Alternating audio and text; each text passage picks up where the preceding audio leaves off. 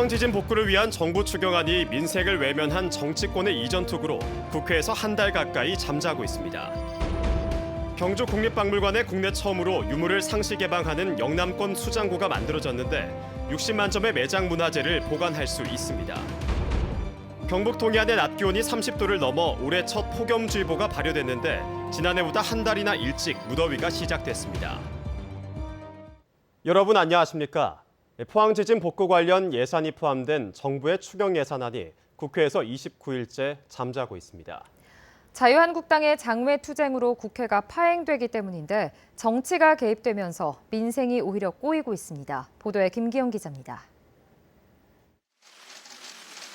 정부가 6조 7천억 원 규모의 추가 경정 예산안을 국회에 제출한 건 지난달 25일. 여기에는 8건의 포항 지진 복구 예산 1,311억 원이 포함돼 있습니다. 하지만 선거제와 개혁법안 패스트트랙 지정 갈등으로 국회가 싸움판이 되더니 자유한국당이 장외로 투쟁을 끌고 나가면서 29일째 잠들어 있는 추경안 처리는 하염없이 미뤄지고 있습니다. 추경은 집행이 신속할수록 효과가 높아 타이밍이 생명입니다. 엎친 데 덮친 격으로 오는 29일에는 20대 국회 3기 예산결산특별위원회 위원 임기가 종료됩니다. 이때를 넘기면 각 당이 추경을 심사할 예결위원을 다시 구성하느라 시간은 더 지체됩니다. 추경안 처리를 위해서는 여야가 일정을 합의해 시정연설, 관련 상임위원회 심사, 예결위 의결, 막판 개수 조정 작업을 거쳐 본회의 상정 표결을 해야 하는데 언제 국회가 정상화될지는 노련한 정치평론가도 예측하기 어려운 상황입니다. 민주당은 재난과 경기 대응 예산은 시급히 투입하자는 입장이고 추경을 퍼주기 예산으로 규정한 한국당은 재난에는 예비비를 먼저 쓰면 된다며 한치의 양보도 없이 맞서고 있습니다. 포항에 확실한 예산 지원을 해줄 것처럼 밝혔던 여당 대표, 이재명을 껴안고 아픔을 함께 할 것 같았던 야당 대표, 이재명을 볼모로 권력 다툼을 벌이는 정치권, 내년 총선을 앞둔 올 연말이면 정치인과 시민의 입장은 뒤바뀝니다. MBC 뉴스 김기영입니다. 노무현 전 대통령 서거 10주기인 오늘 지역 정치권도 김해 봉하마을에서 열린 추도식에 참석했습니다. 민주당 경북도당은 허대만 위원장 등 100여 명이 봉하마을 추도식장을 찾았고 정의당도 당직자들이 참석했습니다. 민주당 경북도당은 포항과 안동, 영천 등 도내 곳곳에서 10주기를 앞두고 노 전 대통령을 추모하는 행사를 잇따라 열었습니다. 귀중한 유물을 보관하는 박물관 수장고는 상당히 폐쇄적이어서 일반인의 접근이 어려웠는데요.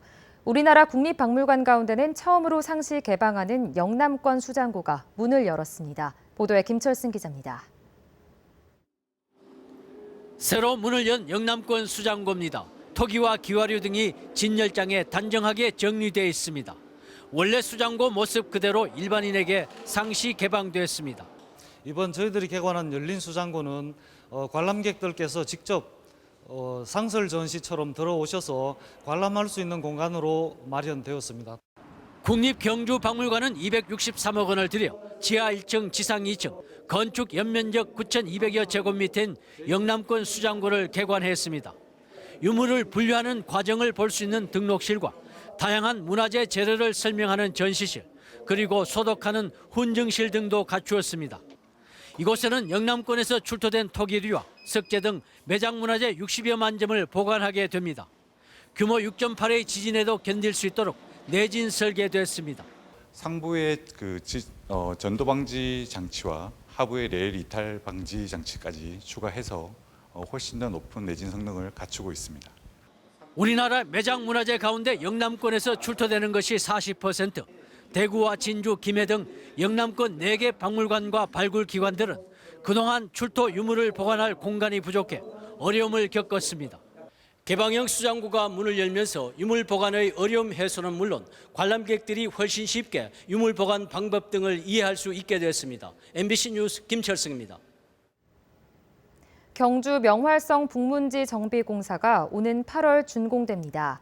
경주시는 명활성 4.7km 가운데 북문지 134m에 대한 정비공사가 95%의 공정률을 보이고 있고 내년에도 발굴지 3곳과 탐방로를 정비합니다. 명활성은 5세기 이전에 토성과 석성으로 축성돼 변천을 거듭하며 7세기까지 지속되다가 그 후 성벽의 기능을 상실한 것으로 추정됩니다.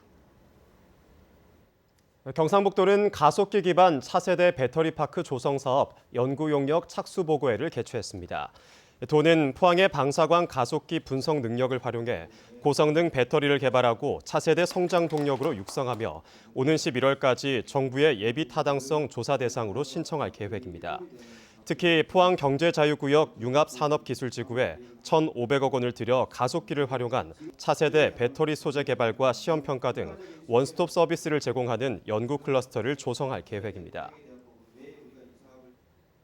최근 바다로 유입되는 플라스틱이 해양 환경 생태계에 심각한 악영향을 미치고 있습니다. 동해안의 해양 쓰레기 가운데 플라스틱의 비율이 70%를 넘고 있어 대책이 시급합니다. 박상환 기자입니다. 갈매기나 물개 등 해양 동물들이 쓰레기에 얽히거나 이를 삼켜 피해를 입고 선박의 추진기에 얽히거나 냉각계통을 막아 안전에 피해를 주는 해양 쓰레기. 특히 매년 800만 톤의 플라스틱 쓰레기가 바다에 버려지고 있습니다. 현재까지 약 373종의 생물이 피해를 받았다고 이제 이 보고서에서 말을 하고 있고 97년 이후에 이 피해 종수가 한 40%가 증가해서 증가되는 추세로 확인을 하고 있습니다. 이 중에서 15%는 세계 자연보호전 연맹이 지정하고 있는 멸종 위기종에 이제 해당을 하고 우리나라 해양 쓰레기 문제의 해법을 찾고자 국내에서도 해안 쓰레기 조사와 모니터링이 2008년부터 본격화됐습니다. 포항 7포와 대보, 영덕 고래불, 울진 후정 등 전국 40곳의 조사 대상 지역이 동서남해에 고르게 분포돼 있습니다. 이렇게 줄어들고 있는데도 플라스틱의 비율은 항상 1위입니다. 67에서 71%로 줄어들지 않고 높은 비율을 차지하고 있다는 것입니다.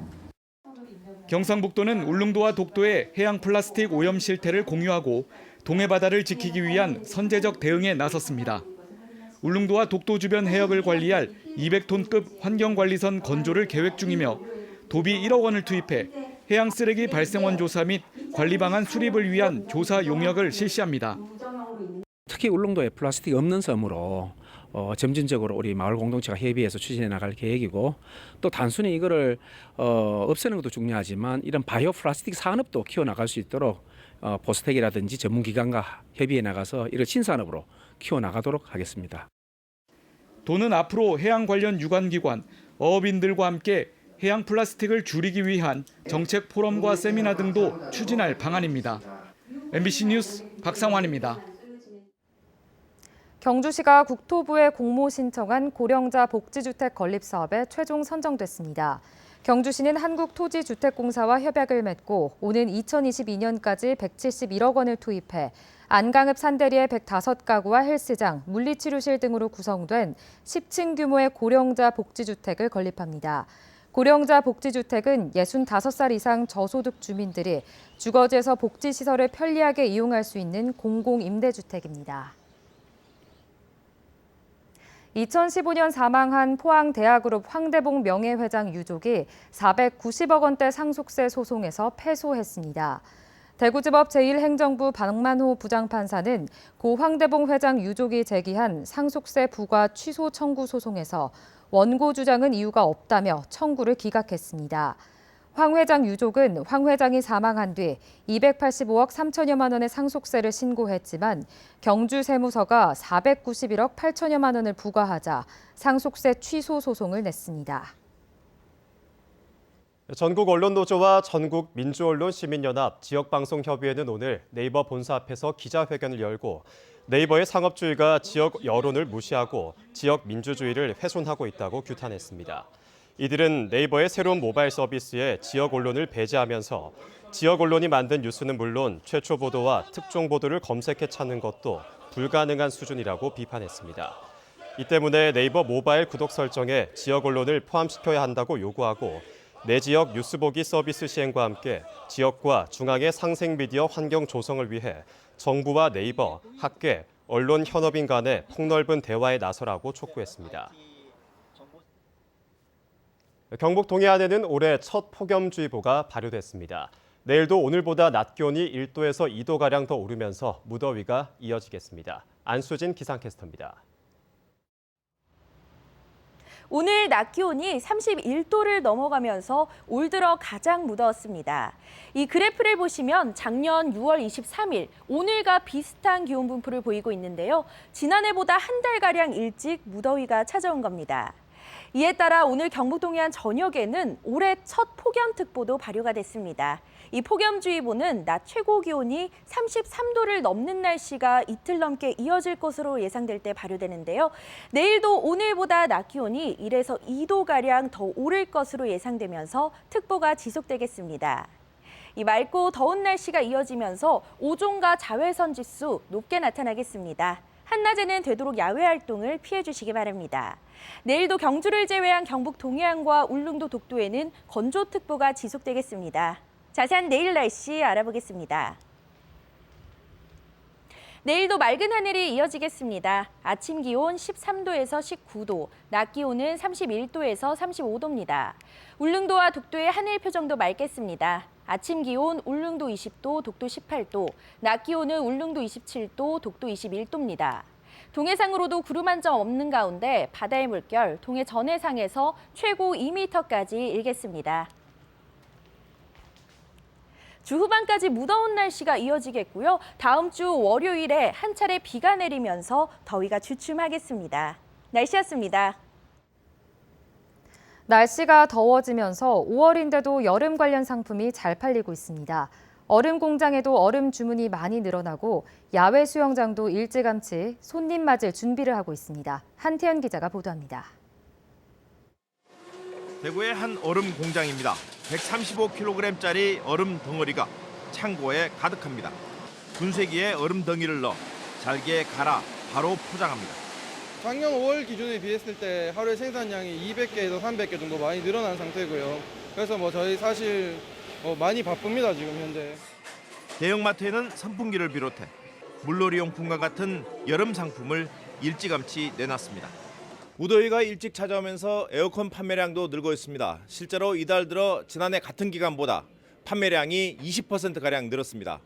에어컨을 설치하는 기간도 열흘가량 걸립니다. 여름하면 빠질 수 없는 수박 역시 판매량이 부쩍 늘었습니다. 물량을 지금 현재 추세로 보이는 30% 이상 신장하고 있는 추세에 맞춰서 재고도 확보하고 있고 고객님들께 많이 안내하고 공부하고 있습니다.